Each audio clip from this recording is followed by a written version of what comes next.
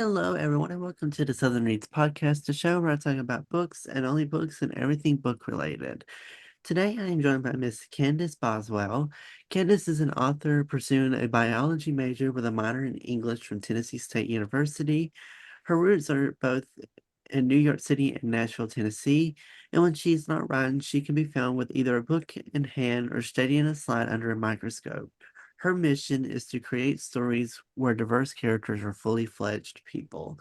Today, she's here and she's going to share a little bit more about her journey as an author. She's going to share a lot about her books, a book that she's come out with, and just kind of the writing process for that book. So, Candace, thank you so much for coming on the podcast today. I'm looking forward to hearing your story. Welcome to Southern Reads. Thank you. Thank you for having me. I'm excited to talk to you. So, tell me a little bit about kind of your background in writing and what kind of inspired you to begin writing. I've written pretty much all my life. I was fortunate enough to go to a school that really encouraged us to use our imaginations and write. We had to do journal entries every morning. And I think the first time I was like, I want to be a writer is when in maybe my fourth grade class, we read Jane Eyre, or fifth grade, we read Jane Eyre. And at the end of the book, we had to write an additional chapter of what we think the ending could be. And I remember being so excited about what I wrote, and I would read it to literally all my friends and like anybody in my life who would listen. And yeah, as I grew older, I still like wrote stories. I would write little fan fictions that I didn't publish anywhere about like characters I enjoyed. And then in around my senior year of high school, I decided I wanted to write books. Do you remember the first story that you wrote? The first story I wrote, that's a very good question. I remember I wrote like a my favorite show of all time was Once Upon a Time. Do you know that show on ABC? It's old. Yes. I wrote Mhm. like little fan fictions about those characters. I don't remember what the storyline was, but I had to have been like maybe 13 writing that. And then I think I had a homework assignment where I had to write a book in maybe sixth grade, and I wrote it about a dancer because I grew up in competitive dance. So that was like all I was seeing all the time. So I think it was about a dancer who she like struggled in some big dance competition and then she wins at the end. It was probably very flowery and full of cliches, but So when you did your the stories, tell me a little bit about kind of was there a particular genre that you were really that you gravitated towards, or were you just kind of open to write any kind of genre to see what you liked writing the most? I definitely enjoyed romance the most. Romance and fantasy. But those were also my favorite genres to read. Growing up, what were some of your some books that you really enjoyed reading or authors that really inspired you to start writing and become a romance novelist yourself? Um, I enjoyed, I'm going to mention a lot of niche books. I really liked the Dance Diva series by Cheryl Burke.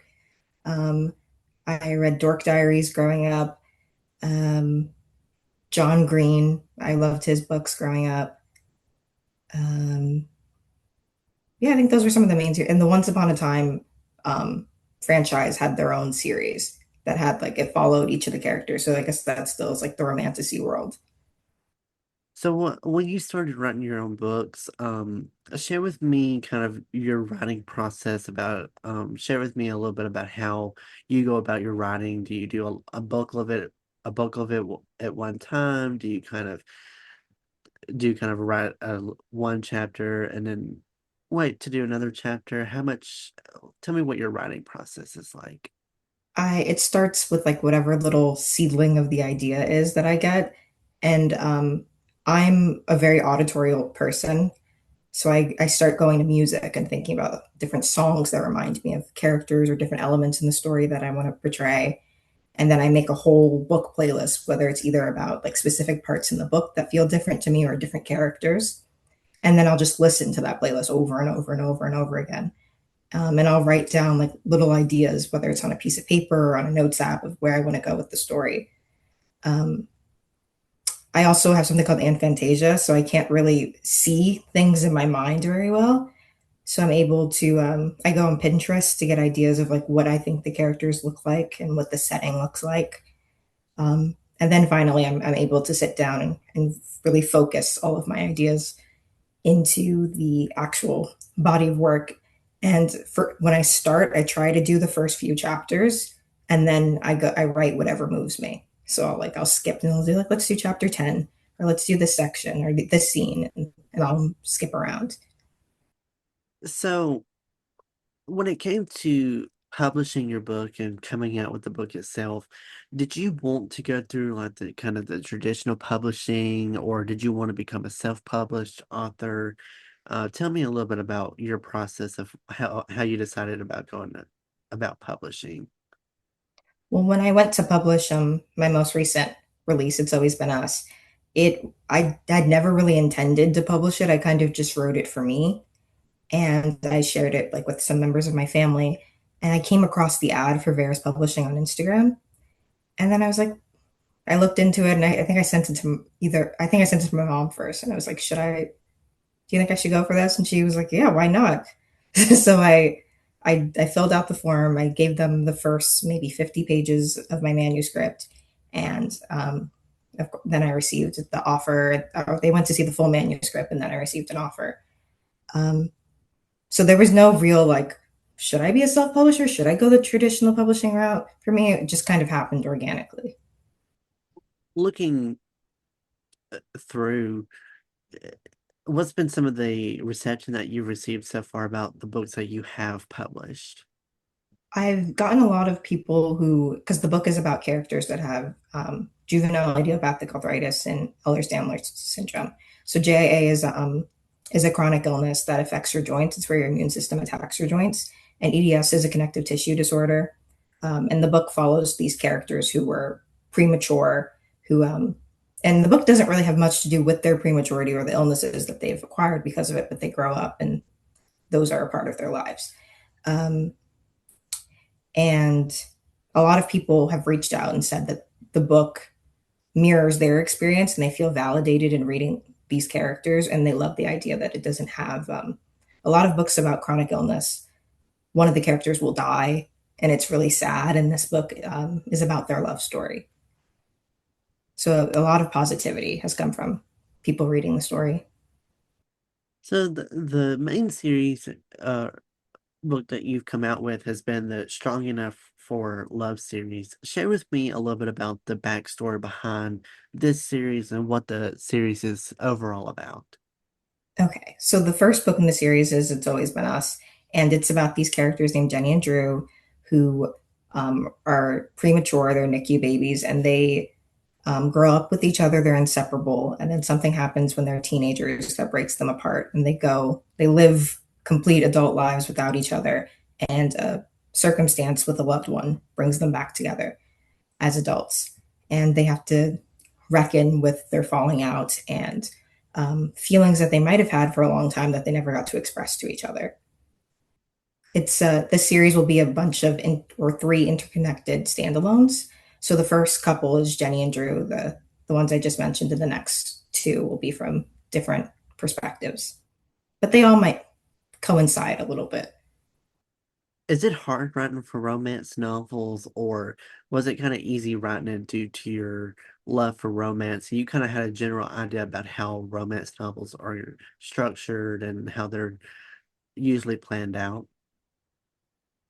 It wasn't hard to write it. It came. I feel like it came pretty naturally to me because I read so much of it growing up and even now. So and they're just a lot of fun. There's not a lot of pressure on it for me. I just like I will have an idea in my mind. I'm like I must write it. I need to get this out of me. N- Now I know that in on social media with the on book talk and bookstagram and all this, there's all these tropes and things. Going into the series, were you aware of a lot of the tropes and a lot of the quote unquote, I guess, slang terms that we are used when it comes to romance novels and what people could expect from them? Did you have a general idea about those tropes, or was that kind of a learning process for you too? I did know about the tropes. I was on TikTok from 2020 and I immediately discovered Book Talk. And I have a book talk and I would make posts about all the books I was enjoying and a lot of them were either romance or romantasy. So that came to me pretty naturally. And in writing the book, I didn't necessarily have tropes in mind that I wanted to include, but then afterwards I was able to identify them.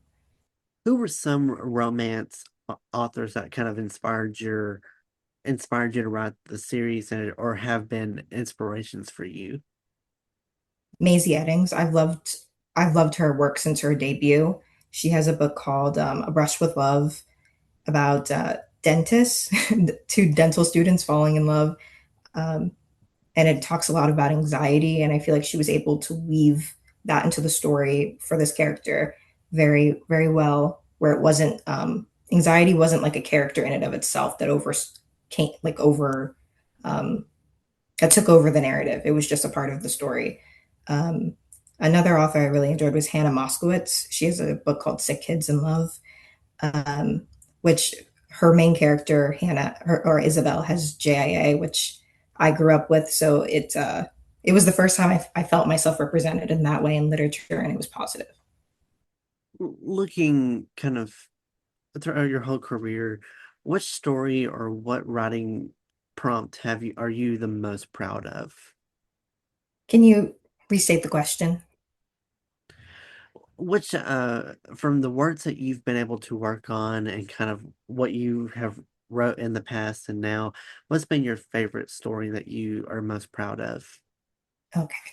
Um, well, this story isn't published, but for a assignment, or no, it didn't start off as an assignment, but I had to write a short story for a creative writing class, and I decided to write about Icarus, and I detailed his whole story from taking flight to even his journey into the underworld after he falls when his feathers all melt away. And I think that was the coolest thing I have ever written because it was one of those moments where it just kind of came to me. I love Greek mythology, and I had just bought a sweater on Etsy that was Icarus themed, and I was waiting for it to come, and I was just thinking about the character. And I just in my notes app, I immediately just started like just typing away, and then it became what it became. Now, I know that you're going into working and you are doing college and stuff and you looking to get your degree. How are you balancing writing versus your main college degrees? Um, I feel like when you're pursuing a biology degree and there's a lot of work that goes into it, um, I felt like writing and the English stuff was just like fun things for me to do on the side to kind of just keep that creative juices flowing and feed the creative bug in me, or else it would have just been a lot just miserable. And I do enjoy science, but it is a lot of it can be intense with all the subjects you have to take. Now, as I know that you are majoring in biology and that's kind of your degree, and you're wanting to do a minor in English. If writing kind of takes off, do you think that do you see yourself becoming like a writer full time, or do you see this as being kind of like a side hustle for you? Um, at the moment, it's a side hustle, but I think eventually, at some point, there's some of big authors like Ali Hazelwood or even Frida McFadden have done both. Where would you like to see yourself going forward? Do you plan on writing and maybe dabbling in other genres, like maybe doing fiction or which romance and all that's fiction, but have it be mystery, maybe do action or kind of like a kind of a dystopian. Are there any other genres that you would be interested in writing for?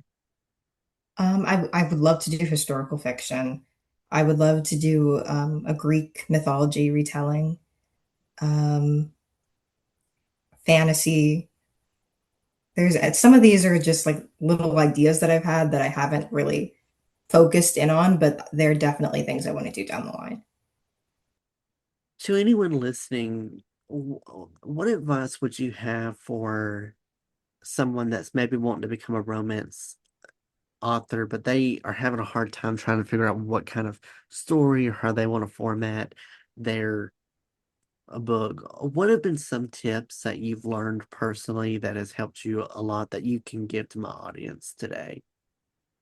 I would say trust yourself first off. There's inspiration can come from anywhere. It can come from your own life. It can come from people you observe.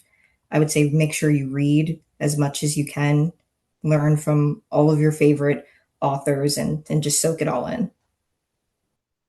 Now, I know in your intro you had mentioned that when you're not doing schoolwork and your free time, you are always reading. What are you currently reading at the moment? And do you have any kind of romance favorites that you've read so far? Um, I I just finished I Medusa, which is like one of my favorite books I've ever read. It's a Medusa retelling, but outside of that, a good the Addicted Calloway series is always wonderful. I do a reread of that maybe like every couple of years. I love it so much. Um, Looking looking ahead, where would you like to see yourself 10 years from now? um, in 10 years, hopefully, I am working as a resident in a hospital. I am still writing, um, and I've published a few books. Would you, if any of your books could be adapted into a TV series or a movie series, which one do you think would do the best? And would you have an idea of who you would want to star in each role? Ooh. Um, the book I'm currently working on, I think, would be really cool to adapt because it deals with kind of like the aspect of fame and the main character, she's an actress. Um, but for the book that's already out, I would say, man, that's a really good question. I could see it as a movie, but I don't know who I would want to play the characters. Maybe for adult Drew, like a adult, like an older, maybe Andrew Garfield or and Rachel Zegler. But I guess she's kind of young for Andrew Garfield. I don't know. I think it's just something to maybe think about. It's now, do you think that a lot of these romance novels, because there's a multitude of different romance novels, there's like ones that are very open, that are like not graphic in detail. There's others that are pretty graphic in detail about what they're doing on the page, and the kind of the when it comes to the love portion of it. Do you think that being steamy like that kind of defers readers, or do you think it kind of adds to the book? What's your opinion on spice in romance novels? I think spice done right can lend itself to the plot. It doesn't always have to be like either or kind of thing. Um, but I do think there are some instances where I have read a book and I'm like, oh, another one. Like, let's get to the meat of like what's happening. So it just it's how the author does it, and I think it depends on the reader's comfort level. Well, Candace, I appreciate you so much for wanting to come on the podcast today to share your book and share um your story and experience in writing. For anyone interested in learning more about your books, if they would like to check them out, where can they go to learn more about your books? I am Candace J. Boswell on Instagram, TikTok, X, Facebook, YouTube, all the things. And I will put all of her information and links down in the description box below. So feel free to just check the show notes and description box to find those uh find those links so that you can follow her and support her on her journey. I'll also will put her website down there as well. So feel free to go check her out, check her books out. Feel free to follow the podcast on the socials. You can reach out to me on Instagram and TikTok at Southern Reads. You can find me on Facebook, Twitter, and YouTube at Noah's Podcast. And as always, feel free to listen to Southern Reads wherever you get your podcast from. I'm on all the major platforms. So feel free to go to my website, noahspodcasts.com, to learn more about where my shows are available, as well as links to my socials and just to find other things on there. Thank you so much, everyone, for tuning in today's episode. Hope you all enjoyed it. Feel free to subscribe so you get notified of when new episodes drop. Hope you all have a great rest of your day. Be safe, and I will catch you in the next episode of Southern Reads.